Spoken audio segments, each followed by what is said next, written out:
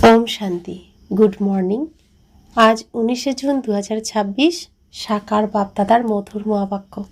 बापदादा बोलছেন, মিঠে মিঠে बच्चे শিব বাবা তোমাদের দেওয়া ফুল ইত্যাদি গ্রহণ করতে পারেন না, কারণ তিনি পূজনীয় কিংবা পূজারী হন না। তোমাদের এই সঙ্গম যুগে ফুল হার ইত্যাদি পড়া উচিত নয়। তো শিব বাবা তিনি আত্মা, তিনি না পূজনীয় হন না পূজারী হন, তাই তাকে ফুলমালা দিলে তার গলা নেই, তার শরীর নেই, তো কোথায় পড়বেন? তো দিলেও তার চরণ নেই। তো বাবা বলছেন, তোমরাও এখন আত্মা, আমার সন্তান, তোমাদেরও এখন এই সঙ্গম যুগে ফুল হার ইত্যাদি পড়া উচিত নয়। ফুল হার পড়া অর্থাৎ আমি দেহের মধ্যে পড়ছি, আর আমি আত্মা অর্থাৎ পড়তে পারবো না। যেমন বাবা আত্মা, তেমন তার বাচ্চারাও আত্মা। তো আত্মা ফুল হার ইত্যাদি গ্রহণ করতে পারে না। যখন আমরা শরীর পাব, তখন আমাদের সব কিছু দিয়েই সুসজ্জিত করা হবে। তো এই সময় সঙ্গম যুগে নিজেকে আত্মা অনুভব করাই বাবা বলছেন তোমাদের জন্য মঙ্গল। কারণ আত্মা হলেই আত্মিক দুনিয়ায় যেতে পারবো, অমর হতে পারবো। আর শরীর ভাবলে মৃত্যু লোকেই থাকতে হবে, কারণ শরীরের মৃত্যু হয়। তো আমি যখন আত্মা, আত্মার না আছে শরীর, না আছে হাত পা, তাই ফুল মালা গ্রহণ করা উচিত নয়। আমরা যখন এই পৃথিবীতে আসি, একদিন বয়সের একটা জামা পাই, শরীররূপী জামা। সে জামাটা 6 মাস বয়সে কি থাকে? প্রত্যেক দিনই আমাদের জামা চেঞ্জ হয় অলৌকিকভাবে, আর সেটা সকলের সামনে কিন্তু আমরা দেখতে পাই না, কিন্তু রেজাল্ট দেখতে পাই। শরীর একদিন বয়সের শরীর আর 6 মাস বয়সের শরীর, 1 বছর বয়সের শরীর সম্পূর্ণই আলাদা। তো প্রত্যেক দিনই আমাদের শরীররূপী বস্ত্র পরিবর্তন হয়, যা আমরা দেখতে পাই না। আর করানকে আমাদের বাবা অলৌকিকভাবে, যেটা সকলের সামনেই ঘটছে, ঠিক সেরকম এখন শরীর থেকেও নেই আমার এই অলৌকিক ঘটনা প্র্যাকটিক্যালি আমাদের অনুভব করতে হবে। এখন আমি আত্মা। আজকের মূল্যের প্রশ্ন, ভবিষ্যতে কারা রাজ সিংহাসনের অধিকারী হয়? উত্তর, যারা এখন মাতা পিতার হৃদয়ের আসন জিতে নেয়, তারাই ভবিষ্যতে সিংহাসনে আসীন হয়। এটাই ওয়ান্ডার যে বাচ্চারা মাতা পিতাকেও জিতে নেয়, পরিশ্রম করে মাতা পিতার থেকেও আগে চলে যায়। আজকের মুরলির প্রথমে গীত বেজেছে, আকাশ সিংহাসন ত্যাগ করে নিচে নেমে এসো। ওম শান্তি। মিষ্টি মিষ্টি হারানীতি বাচ্চারা গান শুনল। এই গানের মাধ্যমেই সর্বব্যাপী ধারণা ভ্রান্ত হয়ে যায়। সবাই স্মরণ করছে, ভারত এখন খুব দুঃখী হয়ে গেছে। ড্রামা অনুসারেই এইসব গান তৈরি হয়েছে। দুনিয়ার মানুষ জানেই না। পতিতদেরকে পবিত্র করার জন্য কিংবা দুঃখী মানুষদেরকে দুঃখ থেকে মুক্ত করে সুখ দেওয়ার জন্যই বাবা আসেন। বাচ্চারা জেনে গেছে যে ওই বাবাই এখন এসেছেন। বাচ্চারা পরিচয় পেয়ে গেছে। তিনি স্বয়ং বসে থেকে বলছেন, আমি এক সাধারণ শরীরে প্রবেশ করে এই সৃষ্টির আদি, মধ্য এবং অন্তিমকালের রহস্য বলে দিই। সৃষ্টি একটাই, কেবল নতুন আর পুরাতন হয়। যেমন শরীর ছোটবেলায় নতুন থাকে, পরে পুরাতন হয়ে যায়। নতুন শরীর আর পুরাতন শরীরকে নিশ্চয় দুটো আলাদা শরীর বলা হয় না। ছোটবেলায় শরীরটা নতুন থাকে, বৃদ্ধ হলে শরীরটা পুরানো হয়ে যায়। শরীর তো একই, কিন্তু রূপ পরিবর্তন হয়ে যায়। পৃথিবীরও তাই, একটাই জিনিস কেবল নতুন থেকে পুরাতন হয়। সেই রকম দুনিয়াও একটাই, এখন নতুন থেকে পুরাতন হয়ে গেছে। তাহলে নতুন কবে ছিল সেটা কেউ বলতে পারবে না। বাবা এসে বোঝাচ্ছেন, বাচ্চারা, যখন নতুন দুনিয়াটা ছিল তখন ভারতও নতুন ছিল, সত্যযুগ বলা হতো। তো ভারতের নতুন সময়টাকে সত্যযুগ বলা হয়। সেই ভারতই এখন পুরাতন হয়ে গেছে। এটাকে পুরাতন ওল্ড ওয়ার্ল্ড বলা হয়। নিউ ওয়ার্ল্ড থেকে ওল্ড হয়ে গেছে, এখন আবার নতুন হয়ে যাবে। বাচ্চারা নতুন দুনিয়াকে দিব্য দৃষ্টির মাধ্যমে দেখেছে। আচ্ছা, ওই নতুন দুনিয়ার মালিক কে ছিলেন? এই লক্ষ্মীনারায়ণই ছিলেন। আদি সনাতন দেবী দেবতারা ওই দুনিয়ার মালিক ছিলেন। বাবা বাচ্চাদেরকে এইসব বিষয় বোঝাচ্ছেন। বাবা বলছেন, এটাই এখন নিরন্তর স্মরণ করো। পরমধাম থেকে বাবা আমাদেরকে শিক্ষা দেওয়ার জন্য, রাজযোগ শেখানোর জন্য এসেছেন। তারই সব মহিমা, এনার কোনো মহিমা নয়, ব্রহ্মা বাবার কোনো মহিমা নয়। এখন সবাই নিকৃষ্ট বুদ্ধি সম্পন্ন হয়ে গেছে, কিছুই বুঝতে পারে না, তাই আমাকে আসতে হয়। এবং এর জন্য গানও বানানো হয়েছে। এই গানের দ্বারাই সর্বব্যাপী ধারণা ভ্রান্ত হয়ে যায়। প্রত্যেকের নিজস্ব ভূমিকা আছে। বাবা বারংবার বলেন, তোমরা দেহের অভিমান ত্যাগ করে আত্ম অভিমানী হও এবং এই অঙ্গের দ্বারা জ্ঞান গ্রহণ করো। যদিও চলতে ফিরতে এই বাবাকেই দেখতে পাও, কিন্তু শিব বাবাকেই স্মরণ করো। এনার শারীরিক রূপ এই চোখ দিয়ে দেখতে পেলেও তোমরা মনে করো যে শিব বাবাই সব কিছু করছেন, ব্রহ্মা নয়। ব্রহ্মা বাবার শারীরিক রূপ আমরা চোখ দিয়ে দেখছি, কিন্তু সব কিছু করাচ্ছেন শিব বাবা। তো একটু তো আলাদা হবে ভগবানের লীলা, সবার মতো হবে না, সাধারণ হবে না, তবেই তো ভগবান। তো ব্রহ্মা তনে এসে ভগবান তার সমস্ত কর্ম করছেন, এই দুনিয়ার সমস্ত দুঃখ হরণ করছেন, সমস্ত বিষকে হরণ করছেন। তো কিছু তো থাকবে একটু অন্যরকম, তবেই তো ভগবানের লীলা। যেটা সাধারণ হবে না, কিছু তো আলাদা হবে। তো ব্রহ্মা তনে এসে শিব বাবা সমস্ত কর্ম করছেন ব্রহ্মার তন দ্বারা। শিব বাবা না থাকলে এনার শরীর এবং ইনি কোনো কাজের নয়। ব্রহ্মা বাবার আত্মাও কোনো কাজের নয়, ব্রহ্মা বাবার শরীরও কোনো কাজের নয় যদি শিব বাবা না থাকেন। সব সময় মনে করো যে এনার মধ্যে শিব বাবা রয়েছেন, তিনি এই শরীরের দ্বারা শিক্ষা দিচ্ছেন। এই বাবা তোমাদের শিক্ষক নন, ওই বাবা হলেন সুপ্রিম টিচার। ব্রহ্মা বাবা আমাদের শিক্ষক নন, শিব বাবা আমাদের সুপ্রিম টিচার। তাকেই স্মরণ করতে হবে, কখনোই শরীরকে স্মরণ করা উচিত নয়। তো ঠিক আমাদের শরীরকেও বা আমাদের সামনে যাদের শরীর দেখছি তাদের শরীরকেও স্মরণ করা উচিত নয়। শরীরের মধ্যে যে আত্মা আছে তাকেই স্মরণ করা উচিত বা তার সাথেই সম্পর্ক রাখা উচিত। বাবার সঙ্গেই বুদ্ধি যুক্ত করতে হবে। বাচ্চারা স্মরণ করছে, পুনরায় এসে জ্ঞান যোগ শেখাও। পরমপিতা পরমাত্মা ছাড়া অন্য কেউ রাজযোগ শেখাতে পারবে না। বাচ্চাদের বুদ্ধিতে আছে যে তিনি স্বয়ং বসে থেকে গীতার জ্ঞান শোনাচ্ছেন। এরপর এই জ্ঞান প্রায় লুপ্ত হয়ে যাবে। ওখানে তো এর কোনো প্রয়োজন নেই, রাজধানী স্থাপন হয়ে গেছে, সদ্গতি হয়ে যায়। দুর্গতি থেকে সদ্গতি হওয়ার জন্যই জ্ঞান দেওয়া হয়, এছাড়া ওগুলো সব ভক্তিমার্গের বিষয়। মানুষ জপ তপ দান ইত্যাদি যা কিছু করে সব ভক্তিমার্গের বিষয়। এইসব করে কেউ আমাকে পায় না। আত্মার ডানা কেটে গেছে, বুদ্ধি পাথরের মতো হয়ে গেছে। পাথর থেকে পরশ বানানোর জন্য আবার আমাকেই আসতে হয়। বাবা বলছেন, এখন কত মানুষ হয়ে গেছে, সর্ষের মতো এই সংসার এখন ভর্তি আছে। মানুষ এত হয়ে গেছে যে সর্ষের দানার মতো লাগে। এরপর সব বিনাশ হয়ে যাবে। সত্যযুগে তো এতজন মানুষ থাকবে না। নতুন দুনিয়ায় অনেক বৈভব থাকবে, অথচ মানুষের সংখ্যা অল্প হবে। এখানে তো এত মানুষ হয়ে গেছে যে খাবার পর্যন্ত পাওয়া যায় না। এখন যেগুলো পুরাতন অনুর্বর জমি সেগুলোই নতুন হয়ে যাবে। ওখানে সব কিছুই নতুন, নামগুলোও কত সুন্দর, হ্যাভেন, বেহেস্ত, দেবতাদের নতুন দুনিয়া। তো সুখধাম, যে সুখধামের আশা আমরা করি, যে সুখ আমরা পেতে চাই, যে সুখ আমরা পেয়েছিলাম, যে সুখটাকে আমরা আবার পাওয়ার জন্য খুঁজছি, তো সেই সুখের দুনিয়ার নাম কত সুন্দর।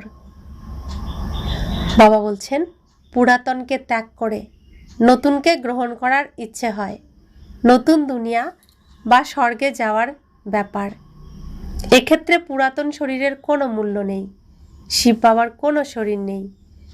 বাচ্চারা বলে, বাবাকে হাড় পরাবো, কিন্তু এনাকে হাড় পরালে তোমাদের বুদ্ধি এনার সাথে যুক্ত হয়ে যাবে। শিব বাবা বলেন, হাড় পরানোর দরকার নেই। তো ব্রহ্মা বাবাকে হাড় পরালে ব্রহ্মা বাবার শরীরের প্রতি আমাদের আকর্ষণ চলে আসবে, বুদ্ধি শরীরের দিকে যাবে। সেজন্য বলছেন হাড় পরানোর দরকার নেই। আর ব্রহ্মা বাবা শরীরে যতদিন ছিলেন হাড় পরেননি, কোনো হাড় গ্রহণ করেননি, কোনো ফটো তুলতে দেননি। তো বাবা বলছেন, তোমরাই তো পূজনীয় হয়ে যাও, আবার তোমরাই পূজারী হয়ে যাও, নিজেরাই পূজনীয় এবং নিজেরাই পূজারী। তখন নিজের ছবিকেই পূজা করতে শুরু করবে। বাবা বলেন, আমি কখনো পূজনীয় হই না, তাই ফুল ইত্যাদির কোনো প্রয়োজন নেই। আমি কেন এগুলো পরব, তাই কখনোই এইসব ফুলের মালা ইত্যাদি নেন না। তোমরাই পূজনীয় হয়ে যাও, তারপর যত ইচ্ছে ফুলের মালা পরবে। বাচ্চারা, আমি তোমাদের মোস্ট ভিলাভেড অবিডিয়েন্ট ফাদার, টিচার এবং সার্ভেন্ট। বড় বড় রাজার মতো মানুষেরা যখনই সই করে তখন মিন্টো, কার্জন ইত্যাদি লেখে, নিজেকে লর্ড ইত্যাদি বলে লিখবে না। এখানে শ্রী লক্ষ্মীনারায়ণ, শ্রী অমুক, একেবারে শ্রী শব্দটাই লিখে দেয়। তাই বাবা এখন বোঝাচ্ছেন, তোমরা এখন কোনো শরীরকে স্মরণ করো না, নিজেকে আত্মা মনে করো এবং বাবাকে স্মরণ করো। এই পুরাতন দুনিয়ায় আত্মা এবং শরীর দুটোই পতিত। 9 ক্যারেট সোনা থেকে 9 ক্যারেট গয়নাই তৈরি হবে, সোনাতেই খাত পড়ে। আত্মাকে কখনোই নির্লেপ মনে করা ঠিক নয়। তোমাদের এখন এই জ্ঞান রয়েছে, তোমরা অর্ধেক কল্প 21 জন্মের জন্য পুরস্কার পেয়ে যাও। তাই কত পুরুষার্থ করতে হবে, কিন্তু বাচ্চারা প্রতি মুহূর্তে ভুলে যায়। শিব বাবা ব্রহ্মার দ্বারা আমাদেরকে শিক্ষা দিচ্ছেন। ব্রহ্মার আত্মাও তাঁকেই স্মরণ করছে। ব্রহ্মা, বিষ্ণু এবং শঙ্কর হলো সূক্ষ্ম বতনবাসী। বাবা প্রথমে সূক্ষ্ম দুনিয়া তৈরি করেন। নির্বাণ ধাম হলো সর্বোচ্চ ধাম। আত্মাদের নির্বাণ ধাম সব থেকে উঁচু। এক ভগবানকেই সকল ভক্ত স্মরণ করে, কিন্তু তমপ্রধান হয়ে যাওয়ার জন্য বাবাকে ভুলে গিয়ে নুড়ি পাথর সকলের পূজা করছে। আমরা জানি যা কিছু হচ্ছে সেটাই ড্রামাতে রেকর্ড হয়ে যাচ্ছে। যেটা একবার রেকর্ড হয়ে যাবে সেটাই হবে। মনে করো হঠাৎ কোনো পাখি উড়ে এলো, তাহলে প্রত্যেকবার ওটাই রিপিট হবে। এভাবেই শ্যুট হচ্ছে, এটা পূর্ব নির্মিত ড্রামা। তোমরা অভিনেতারা সাক্ষী হয়ে গোটা ড্রামাকে দেখছো। একটা সেকেন্ড ড্রামা অনুসারেই অতিবাহিত হচ্ছে। একটা গাছের পাতাও যদি নড়ে তবে সেটাও ড্রামা অনুসারে। এমন নয় যে ভগবানের আদেশ অনুসারেই পাতা নড়ছে, না, এগুলো সব ড্রামাতেই আছে। এগুলো সব ভালো করে বুঝতে হবে। বাবা এসে রাজযোগ শেখাচ্ছেন এবং ড্রামার জ্ঞান দিচ্ছেন। ছবিগুলোও খুব সুন্দরভাবে তৈরি করা হয়েছে। ঘড়ির কাঁটা সঙ্গম যুগে রয়েছে, কলিযুগের অন্তিম এবং সত্যযুগের আদিকালের সঙ্গম। এখন এই পুরাতন দুনিয়ায় অনেক ধর্ম রয়েছে, নতুন দুনিয়ায় এগুলো আর থাকবে না। তোমরা বাচ্চারা সব সময় এটাই মনে করো যে আমাদেরকে বাবা পড়াচ্ছেন, আমরা ঈশ্বরীয় শিক্ষার্থী, ভগবান উবাচ, আমি তোমাদেরকে রাজাদের রাজা বানিয়েই দিই। রাজারাও লক্ষ্মীনারায়ণকে পূজা করেন, আমি ওদেরকে এরকম পূজনীয় বানিয়ে দিই। যারা পূজনীয় ছিল তারাই এখন পূজারী হয়ে গেছে। তোমরা বাচ্চারা বুঝে গেছো যে আমরাই পূজনীয় ছিলাম এবং আমরাই পূজারী হয়ে গেছি। বাবা কখনো এরকম হন না। বাবা বলেন, আমি পূজনীয় কিংবা পূজারী কিছুই হই না, তাই আমি মালা পরি না আর মালা পরাই না। তাহলে আমি কেন এসব ফুল গ্রহণ করব? তোমরাও গ্রহণ করতে পারো না। ওই দেবতাদের অধিকার আছে, কারণ তাদের আত্মা এবং শরীর দুই পবিত্র। ওরাই ফুলের দাবিদার। ওখানে স্বর্গে খুব সুগন্ধি ফুল থাকবে। ফুল তো সুগন্ধের জন্যই থাকে। পরিধান করার জন্য ব্যবহৃত হয়। বাবা বলেন, তোমরা বাচ্চারা এখন বিষ্ণুর গলার হার হয়ে যাও। ক্রমানুসারে তোমাদেরকে সিংহাসনে বসতে হবে। আগের কল্পে যারা যত বেশি পুরুষার্থ করেছে তারা এখন পুনরায় করছে। ক্রম তো আছেই। বুদ্ধি বলে, অমুক বাচ্চা খুব ভালো সেবা করে। যেমন দোকানে কেউ শেঠ হয়, কেউ অংশীদার, কেউ ম্যানেজার। যারা নিচে আছে তারাও লিফট পেয়ে যায়। বাচ্চারা, তোমাদেরকেও মাতা পিতাকে জয় করতে হবে। তোমরা হয়তো অবাক হও যে মাতা পিতার থেকে আগে কিভাবে যাব। বাবা বাচ্চাদেরকে পরিশ্রম করে যোগ্য বানাচ্ছেন, সিংহাসনে বসানোর জন্য বলছেন। এখন যে আমার হৃদয় সিংহাসন জিতে নেবে সে ভবিষ্যতে সিংহাসনে আসীন হবে। নর থেকে নারায়ণ হওয়ার পুরুষার্থ করো। মুখ্য এইম অবজেক্ট একটাই। এরপর রাজধানী স্থাপন হবে। সেখানে অনেক রকমের পদমর্যাদা থাকবে। মায়াকে পরাজিত করার জন্য তোমাদেরকে সম্পূর্ণ পুরুষার্থ করতে হবে।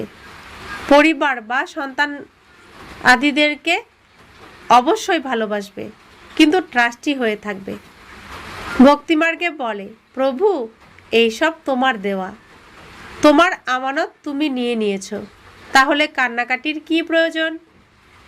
তো আমরা প্রত্যেকে বলি সব ভগবান দিয়েছেন, সব ঈশ্বরের দেওয়া, ঈশ্বর দিয়েছেন। তো যখন কেউ চলে যায়, ভগবান যখন তার কাউকে নিয়ে নেয়, তখন কান্নাকাটির কি প্রয়োজন? কিন্তু এটা তো কান্নার দুনিয়া। মানুষ অনেক রকমের কাহিনী শোনায়, মোহজিৎ রাজার কাহিনীও শোনায়। কোনো দুঃখের অনুভব হয় না। একটা শরীর ত্যাগ করে আরেকটা নিয়েছি, ওখানে কোনো রোগ ব্যাধি থাকবে না। 21 জন্মের জন্য সদা স্বাস্থ্যবান রোগমুক্ত শরীর থাকবে। বাচ্চারা সব কিছুই দিব্য দৃষ্টির মাধ্যমে দেখেছে। ওই পাঠ এখন অতীত, তখন এত জ্ঞান ছিল না। বাচ্চারা, তোমাদের মধ্যে দিনে দিনে অনেক শক্তি আসছে, এইসব ড্রামার মধ্যেই আছে। কত আশ্চর্যের, তাই না? পরমপিতা পরমাত্মার কত গুরুত্বপূর্ণ ভূমিকা রয়েছে। নিজে বসে থেকে বোঝাচ্ছেন। ভক্তিমার্গেও ওপরে বসে থেকে অনেক কাজ করি। প্রতি কল্পে একবারই নিচে আসি। অনেকেই নিরাকারের উপাসনা করে, কিন্তু নিরাকার পরমাত্মা কিভাবে এসে শিক্ষা দেন সেটাই উল্লেখ করতে পারেনি। গীতাতেও শ্রীকৃষ্ণের নাম দিয়ে দেওয়ার জন্য নিরাকারের সঙ্গে ভালোবাসা ছিন্ন হয়ে গেছে। পরমাত্মা এসেই সহজ যোগ শিখিয়েছিলেন এবং এই দুনিয়াকে বদলে দিয়েছিলেন। দুনিয়ার পরিবর্তন হতেই থাকে, যুগের আবর্তন হয়। তোমরা এখন এই ড্রামার চক্রকে বুঝে গেছো। মানুষ কিছুই জানে না। সত্য যুগের দেবী দেবতাদেরকেও জানে না। কেবল দেবতাদের চিহ্নটুকু রয়েছে। বাবা বলছেন, সব সময় নিজেকে শিব বাবার সন্তান মনে করো। শিব বাবা আমাদেরকে পড়াচ্ছেন। শিব বাবা এই ব্রহ্মার দ্বারা আমাদেরকে শিক্ষা দেন। শিব বাবাকে স্মরণ করলে খুব আনন্দের অনুভব হবে। এরকম গডফাদার আমাদের কে হন? তিনি একাধারে ফাদার, টিচার এবং সদ্গুরু। কোনো বাবা যদি তার সন্তানকে পড়ায়, তাহলে সেই বাচ্চা বলবে যে ইনি আমার বাবা এবং শিক্ষক। কিন্তু বাবা নিজেই গুরু এরকম হয় না। টিচার হতে পারে, লৌকিকে একজন পিতা হন, আবার শিক্ষক হতে পারেন, কিন্তু গুরু হন না কখনোই। শিব বাবা আমাদের পিতা, শিক্ষক এবং গুরুও।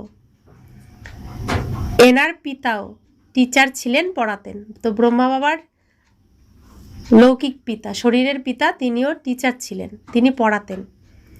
তিনি ছিলেন লৌকিক জগতের ফাদার এবং টিচার। তোমরা যদি নিজেকে ঈশ্বরীয় শিক্ষার্থী বলে মনে করো, তাহলেও সৌভাগ্য।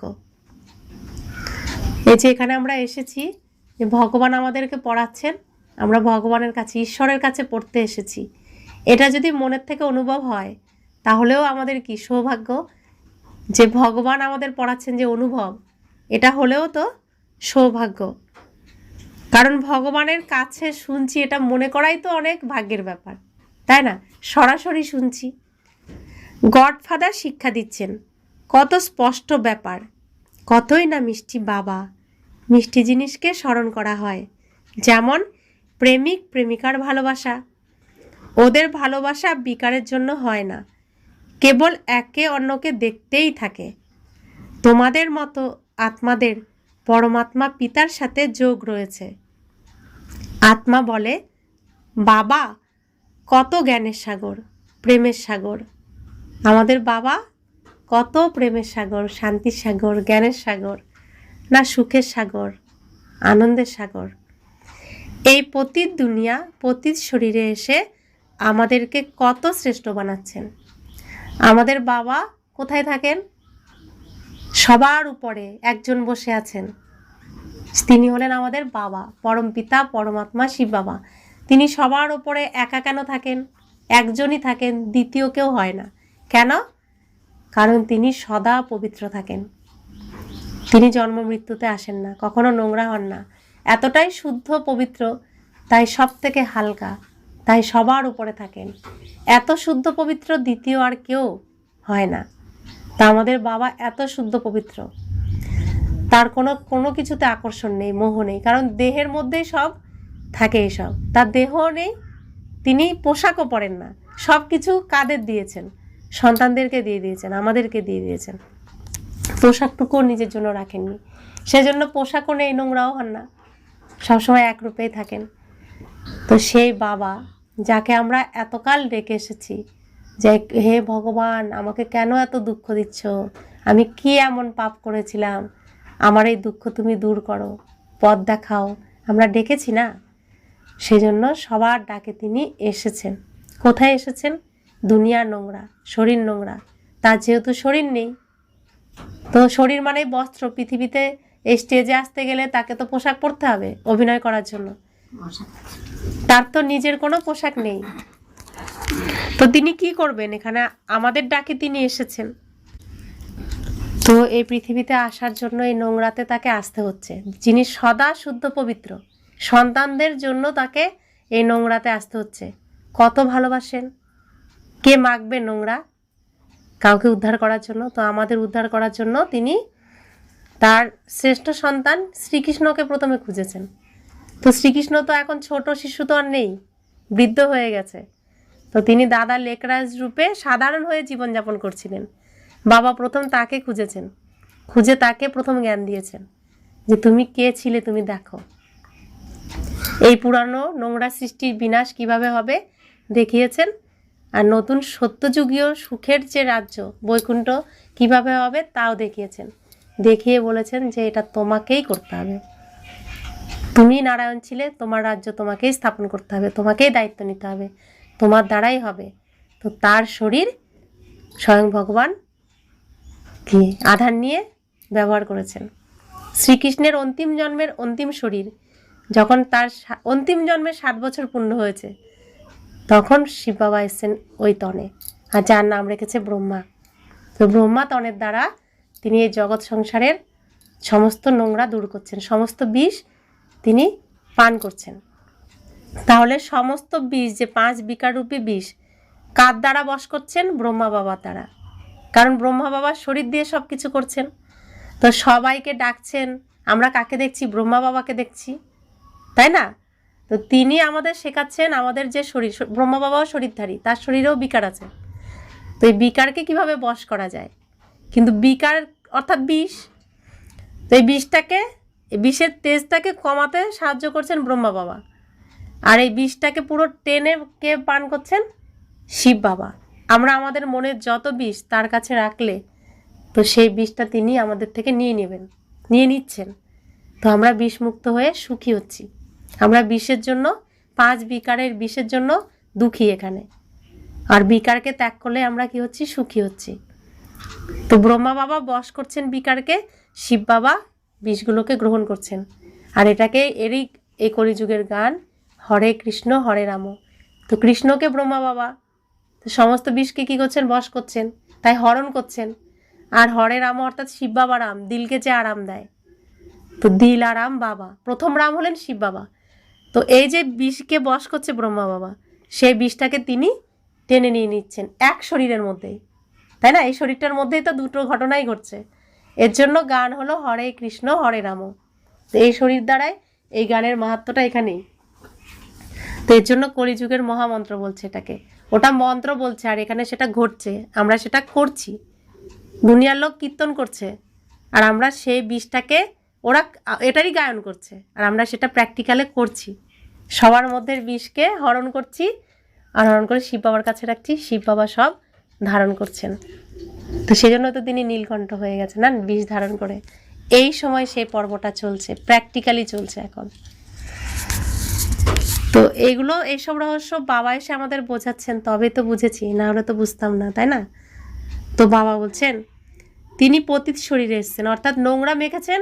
আমি যেহেতু নোংরায় পড়ে আছি, তিনি নোংরা মেখে আমাকে পরিষ্কার করে দিচ্ছেন। তা আমার সমস্ত নোংরা কে নিচ্ছেন? বাবা নিচ্ছেন। এই পৃথিবীতে আর কেউ নেবে না। আমি একটু কাউকে রাগ দেখালে সে আমাকে আরও বেশি রাগ দেখাবে। মানে রাগটা আমার বিষ, আমি এই বিষটা কাউকে দিলাম, সে তার বিষ আরও ডবল ডবল আমার উপর দিয়ে দেবে। সে আমারটা কখনোই নেবে না। তো নিচ্ছে কে? একমাত্র শিব বাবা। তো একজনই আছে যে সত্যিকারের প্রেমিক বলুন, সাথী বলুন, আর আমাদের কেয়ার করার যে স্বামী বলুন, সন্তান বলুন, ভাই, দাদা, সমস্ত রূপেই তিনি আমাদেরকে সব রকমভাবে সাথ দিচ্ছেন। এমন সাথী তিনি। আর পৃথিবীতে এমন সাথী দ্বিতীয় কেউ হবে না। ভগবানের মতো দ্বিতীয় কেউ নেই, কারণ তার কোনো স্বার্থ নেই। তিনি শুধু আমাকে সুখ দিতে চান, এটাই তার স্বার্থ, আর কোনো স্বার্থ নেই। তো এরকম সাথী, এরকম প্রেমিক, এরকম সন্তান, এরকম পতি, এরকম বন্ধু, এরকম দাদা আর কখনোই পাওয়া যাবে না, একবারই পাওয়া যায়। তো তাকে যে একবার পেয়ে যায় আর এটা অনুভব করে, তার আর কোনো কিছুর কি প্রয়োজন থাকে না। তো বাবা বলছেন গায়ন আছে, বিনা যুদ্ধে মানুষ থেকে দেবতা বানিয়েছেন। 1 সেকেন্ডে বৈকুণ্ঠে চলে যায়, মানুষ থেকে দেবতা হয়ে যায়, এটাই এম অবজেক্ট। তো শিব বাবা আসলেন, ব্রহ্মা বাবাকে খুঁজলেন, অর্থাৎ শ্রীকৃষ্ণকে খুঁজলেন। 1 সেকেন্ডেই তাকে দেখিয়ে দিলেন যে তুমি বৈকুণ্ঠের নারায়ণ ছিলে, তোমাকে আবার হতে হবে। তো 1 সেকেন্ডে নিয়ে গেলেন। তা আমরাও এটা অনুভব করব। আমি বৈকুণ্ঠে, বাবা সাক্ষাৎকার করান, মুরলির মধ্যে বর্ণনা করেন যে স্বর্গ এরকম এরকম। তো আমি আমার চোখের সামনে আমার রাজধানী, আমার ঘর সব দেখতে পাই, এটাই তো সাক্ষাৎকার। তো 1 সেকেন্ডেই চলে যায় না? তো বিনা যুদ্ধে আমরা কোথায় চলে যাচ্ছি? নরক থেকে স্বর্গে চলে যাচ্ছি, তাই না? ওটা দেখাচ্ছেন, এবার আমাকে এটা হতে হবে এখানে। তো বাবা বলছেন এটাই হলো আমাদের এম অবজেক্ট, অর্থাৎ এটাই আমাদের লক্ষ্য, লক্ষ্মীনারায়ণ হওয়ায় যে এখানে যাওয়া, এই সত্যযুগে যাওয়া, এটাই আমাদের লক্ষ্য। উপযুক্ত হতে হবে আমাদেরকে। তো বাবা বলছেন এটাই এম অবজেক্ট, তবে তার জন্য পড়াশোনা করতে হবে। গুরু নানকও বলেছিল তিনি নোংরা কাপড় পরিষ্কার করেন। ভগবান পিতা হলেন লাক্স সাবান। লাক্স সাবান, লক্ষ দিয়ে রেখেছে না, লাক্স সাবান। তিনি কি করছেন? আমাদেরকে পরিষ্কার করছেন এসে, না? বাবা বলছেন আমি কত ভালো ধোপা। শিব বাবা, যিনি ভগবান, পরমপিতা, পরমাত্মা, এই পৃথিবীতে কি অভিনয় করছেন এসে? আমরা মহারাজা মহারানীর অভিনয় করছি, রাজা রানীর অভিনয় করছি, আর তিনি কি অভিনয় করছেন? ধোপা, ঝাড়ুদার, পরিষ্কার করতে এসেছেন। বলছেন আমি খুব ভালো ধোপা। তোমাদের বস্ত্র, তোমাদের শরীর এবং আত্মাকে কত শুদ্ধ বানিয়ে দিই, কত সুন্দর পরিষ্কার করে দেন। সত্যি সত্যি এটা প্র্যাকটিক্যালি বাবাকে জানার আগে, বাবাকে পাওয়ার আগে কত তো পুজো করেছি, কত উপোস করেছি, রাত জেগেছি, গঙ্গা স্নান করেছি হেঁটে হেঁটে গিয়ে, কিন্তু এরকম শান্তি এরকম তো পাইনি। আর এখানে আসার সাথে সাথেই সুখ শান্তি সাথে সাথেই, তো সেটা তো আর কোথাও পাইনি না। কত শুদ্ধ বানিয়ে দিয়েছেন বাবা। এনাকে কখনো স্মরণ করো না, ঠাকুরদাদাকে কখনোই স্মরণ করো না। আজকে ব্রহ্মা বাবাকে ঠাকুরদাদা বানিয়েছে, মানে শিব বাবা সন্তান হয়ে গেছেন আজকে। মানে আমাদের সন্তান শিব বাবা, তা আমাদের বাবা ব্রহ্মা বাবা, তাহলে শিব বাবার তিনি ঠাকুরদাদা, তো ঠাকুরদাদা বানিয়ে দিয়েছেন, আর আজকে আমাদের সন্তান হয়ে গেছেন তিনি। এই সমস্ত কাজই শিব বাবার, তাকেই স্মরণ করো। তিনি এনার থেকে আরও মিষ্টি, তিনি ব্রহ্মা বাবার থেকে আরও মিষ্টি। তিনি আত্মাদেরকে বলছেন, তোমরা হয়তো এই চোখ দিয়ে ব্রহ্মার রথকেই দেখতে পাচ্ছ, কিন্তু তোমরা শিব বাবাকেই স্মরণ করো। এনার দ্বারা শিব বাবা তোমাদেরকে কড়িতুল্য থেকে হিরেতুল্য বানিয়ে দিচ্ছেন। তো শিব বাবা ব্রহ্মা বাবার এই শরীর দ্বারা ব্রহ্মা বাবার চোখ দিয়ে দেখছেন, ব্রহ্মা বাবার মুখ দিয়ে বলছেন, ব্রহ্মা বাবার কান দিয়ে শুনছেন, ব্রহ্মা বাবার হাত দিয়ে কাজ করছেন, তাই না? তো করছেন কে? শিব বাবা। তো সব থেকে শ্রেষ্ঠ গাড়ি কোনটা? এই শরীর। এটা একটা গাড়ি বানিয়েছেন কে? ভগবান স্বয়ং নিজে এই ব্রহ্মা বাবার দ্বারা বানিয়েছেন। শরীর বানাচ্ছেন ব্রহ্মা বাবা, অর্থাৎ গাড়ি বানাচ্ছেন ব্রহ্মা বাবা, বিশ্বকর্মা হলেন ব্রহ্মা বাবা। আর এই যখন গাড়ি তৈরি হয়ে যায় এর মধ্যে ড্রাইভারকে ভরে দিচ্ছেন, ড্রাইভারকে দিচ্ছেন শিব বাবা, কারণ আত্মার পিতা তিনি। তো আত্মাকে গাড়িতে প্রবেশ করাচ্ছেন শিব বাবা, আর এই স্থূল এই গাড়িটা বানিয়েছেন ব্রহ্মা বাবা।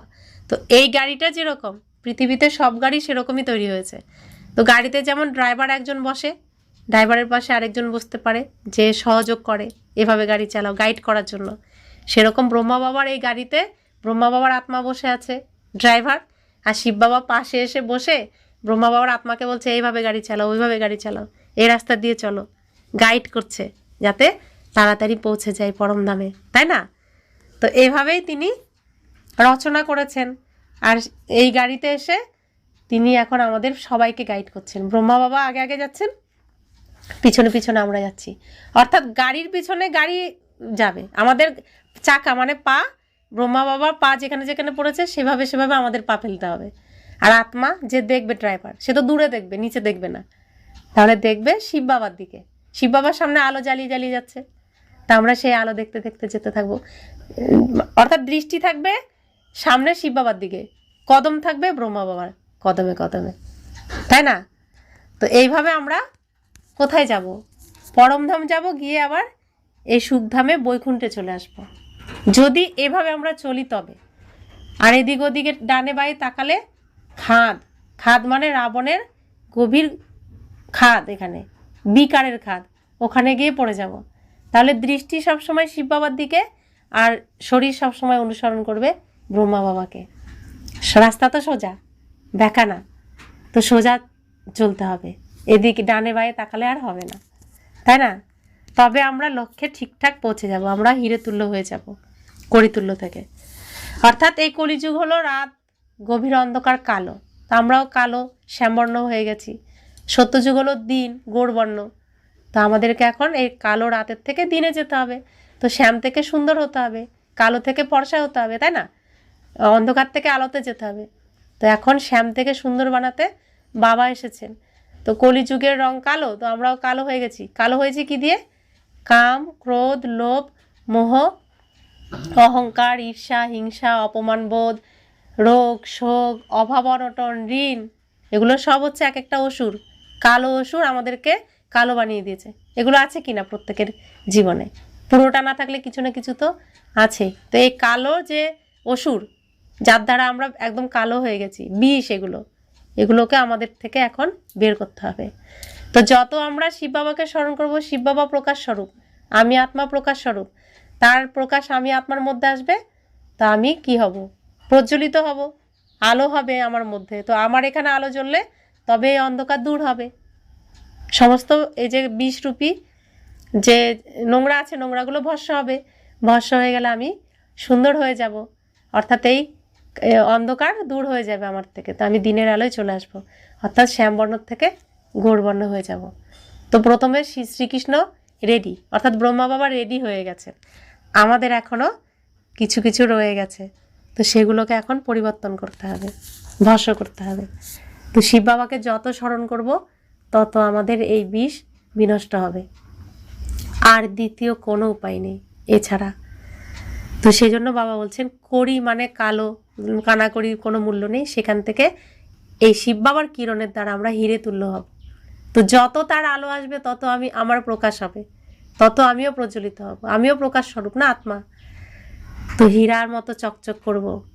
হীরা কেমন হয়? আলো যত পড়বে তত এর আলো চারিদিকে বিচ্ছুরিত হয়, তাই না? তা আমাদেরও সেরকম এখন হতে হবে।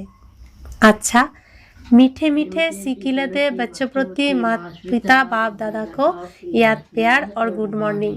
रूहानी बाप की रूहानी बच्चों को नमस्ते। हम रूहानी बच्चों की रूहानी माता पिता बाप दादा को याद प्यार गुड मॉर्निंग और नमस्ते नमस्ते नमस्ते। शुक्रिया बाबा, शुक्रिया बाबा, शुक्रिया। धारणार जन्य मुख्य सार। प्रथम धारणा, बाबार हृदयरूपी सिंहासन जीते नेওয়ার पुरुषार्थ करते हबे। परिवारेर मध्य ट्रास्टी हये थेके सकलेर संगे प्रेमपूर्ण व्यवहार करते हबे, मोहजित होते हबे। द्वितीय धारणा, ओम शांति। जोग बलेर द्वारा आत्माके स्वच्छ बानाते हबे। এই চোখ দিয়ে সব কিছু দেখেও কেবল ওই বাবাকেই স্মরণ করতে হবে। এখানে ফুল মালা ইত্যাদি গ্রহণ না করে সুগন্ধি ফুল হতে হবে, ফুলের মতো হতে হবে, সুগন্ধি ফুল হতে হবে। ফুল হাতে নিয়ে কি হবে, কিন্তু ফুলের মতো হয়ে গেলে সবাই কি পছন্দ করবে, হ্যাঁ না? বরদান, প্রারব্ধের ইচ্ছাকে ত্যাগ করে ভালো পুরুষার্থ করা শ্রেষ্ঠ পুরুষার্থী হব। তো কি পাবো কি পাবো না এসব হিসাব নিকাশ না করে বাবা যা পড়াচ্ছেন পড়তে থাকো।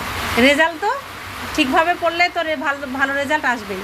কি আসবে না আসবে সেসব চিন্তা করে কোনো লাভ নেই। আমি ভালো রেজাল্ট করব, ভালোভাবে পড়াশোনা করব, এইভাবে পড়াশোনা করতে হবে। শ্রেষ্ঠ পুরুষার্থী তাকে বলা হবে যার মধ্যে পুরুষার্থের প্রারব্ধ ভোগ করার ইচ্ছাটুকু না থাকে। যেখানে ইচ্ছা থাকে সেখানে স্বচ্ছতা সমাপ্ত হয়ে যায় আর চিন্তক হয়ে যায়। যে অত্যধিক চিন্তা করে এমন চিন্তক হয়ে যায়। যে এখানে প্রারব্ধ ভোগের ইচ্ছা রাখে সে নিজের ভবিষ্যতের জন্য উপার্জন জমা করতেও ঘাটতি রেখে দেয়। এই জন্য ইচ্ছার পরিবর্তে আচ্ছা শব্দ স্মরণ রাখো। শ্রেষ্ঠ পুরুষার্থী সদা ফ্ললেস হওয়ার পুরুষার্থ করে, কোনো বিষয়ে ফেল হয় না। স্লোগান, সাধনগুলিকে পদ্মফুলের মতো হয়ে ব্যবহার করো, কেননা এগুলি হলো বর্তমানের কর্মযোগের ফল। সাধন, সাধন কি? এই যে লাইট জ্বলছে তো পড়তে পাচ্ছি, ফ্যান চললে গরম লাগে না, এসি চললে গরম লাগে না, তো আরামে বসতে পাচ্ছি, গাড়িতে চড়ে তাড়াতাড়ি চলে যাচ্ছি, এগুলো হচ্ছে সাধন। তো বাবা বলছেন সাধনগুলিকে পদ্মফুলের মতো ব্যবহার করো, মানে ব্যবহার করছি কিন্তু না থাকলেও চলবে। আমাদের তো নিচে কত নোংরা, পদ্মফুলের নিচে, পদ্মফুলের উপরে যে থাকে দেবতাদের দেখানো হয় পদ্মফুলের উপরে, তারা তো নোংরা নয়, তাই না? তো সেরকমই আমি সবসময় আমি আমার এই সিংহাসনে পদ্মফুলে বসে থাকবো, এ থাকুক বা না থাকুক, আমি তো আমার জায়গায় রয়েছি না। তো এরকমভাবে নিজেকে অনুভব করতে হবে। অব্যক্ত ইশারা, সদা হাসি খুশি থাকার জন্য নিজের নেচারকে সরল বানাও, সহনশীল হও। সর্বস্ব ত্যাগী বাচ্চাদের মুখ্য সরলতা আর সহনশীলতার গুণ অবশ্যই হবে। সর্বত্যাগী মানে কি ত্যাগ করতে বলছে? সর্বত্যাগী মানে এই দেহ, এটা পুরানো, এই দুনিয়ার দেহ, এর মধ্যে যত রকমের ওষুধ থাকে, এই দেহটার মধ্যে ওষুধ থাকে, কাম ক্রোধ লোভ মোহ অহংকার, হ্যাঁ, অসুখ বিসুখ অভাব অনটন, সব কিছু এই দেহের মধ্যেই থাকে। তাহলে এই দেহটাকে কি বলছে? ভুলে যেতে বলছে না, এটা আমার, আমি নই। আমি কে? আমি আত্মা। তাহলে আমাকে এটা ভুলতে হবে, মানে ত্যাগ করতে হবে দেহটাকে। তাহলে আমার দেহ ত্যাগ করলাম, আমার সামনে যারা থাকবে, আমি যাদের সাথে থাকি তাদের দেহকেও কি করতে হবে? ত্যাগ করতে হবে। তাহলে আমি দেহ ত্যাগ করলে আমি কে রইলাম? আত্মা। ওদের দেহগুলোকে আমি যদি ভুলে যাই, কে থাকলো? আত্মা, তাই না? তাহলে সর্বকে ত্যাগ করলাম, দেহগুলোকে ত্যাগ করলাম, মানে সব ত্যাগ করে দিলাম, তাই না? তো সর্বত্যাগী বাচ্চা অর্থাৎ দেহ সহ দেহের সম্বন্ধ সম্পর্কগুলোকে আমি বধ করে দিলাম, ভুলে গেলাম, নেই। আমি আত্মা, ওরাও আত্মা, আত্মা আত্মার মধ্যে সম্পর্ক। তো সেরকম যদি বাচ্চা হয় তার মধ্যে কি থাকবে? সরলতা থাকবে আর সহনশীলতার গুণ থাকবে। এরকম বাচ্চারা নিজেরাও হাসি খুশিতে থাকে, অন্য আর অন্যদেরকেও আকর্ষণ করে। তারা একে অপরের স্নেহী হয়ে যায়। যদি সরলতা নেই তো স্নেহও থাকবে না। যেরকম সাকার রূপে দেখেছো, যতই নলেজফুল ততই সরল স্বভাব। বৃদ্ধের কাছে বৃদ্ধের মতো, বাচ্চার কাছে বাচ্চার মতো। যে যেমন তার সাথে তেমনভাবে মেশা যায়। এবং বাচ্চারা সবার সাথে মিশতে পারে, ছোটদের সাথেও মিশতে পারে, যুবকদের সাথেও মিশতে পারে, বড়দের সাথেও মিশতে পারে। আর আমরা এখন শিব বাবার বাচ্চা হয়েছি, তো আমাদের মধ্যে শিশু সুলভ আচরণ থাকতে হবে, তাই না? দেহ মানে বৃদ্ধ আর আত্মা মানে বাচ্চা, ছোট বাচ্চা। শিব বাবার ছোট বাচ্চা, তো আচরণ হয়ে যাবে ছোট বাচ্চার মতো। তো যে যেমন তার সাথে তেমনভাবে আমরা মিশতে পারবো। তো বাবা বলছে যারা এরকম বাচ্চা নিজেকে আত্মা মনে করে, শিব বাবার সন্তান মনে করে, তাদের মধ্যে এই গুণগুলো দেখা যাবে, এই গুণগুলো থাকবে। তা আমাদেরকে এখন এমন হতে হবে। বাবা এগুলো আমাদের লক্ষ্য দিচ্ছে, এগুলো করতে হবে। ওম শান্তি।